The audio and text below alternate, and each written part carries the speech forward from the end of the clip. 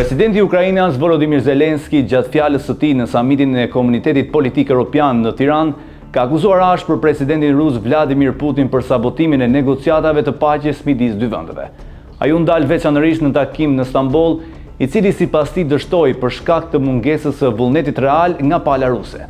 Zelensky deklaroi se Ukraina ka qenë gati për një marrëveshje dhe se ai vetë kishte pranuar të takojë me Putinin për të arritur një zgjidhje. Ai theksoi se delegacioni i Ukrainës ishte përfaqësuar nga figura të larta, përfshirë ministrin e mbrojtjes dhe kishte pasur si synim kryesor një armpushim të plotë. Ndërkohë Rusia kishte dërguar sipas tij përfaqësues të nivelit të ulët të paaftës për të marrë vendime, duke e quajtur këtë si një akt të qëllimshëm për ta kthyer procesin në një farsë. Sipas Zelenskit, Rusia nuk ka interes për paqe të vërtetë, por po përdor negociatat si mjet propagande. Ata bëjnë deklarata dhe kërcënime boshe, ndërkohë që në realitet po sabotojnë çdo përpjekje për zgjidhje, u shpreh ai.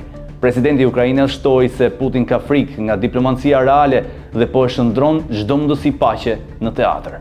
Ndërsa nga Tirana ai kërkoi vendosjen e sanksioneve të reja ndaj Moskës dhe nënvizoi se qëllimi i Ukrainës mbetet një armpushim i plot dhe i pakushtëzuar si hap drejt një zgjidhje diplomatike të qëndrueshme.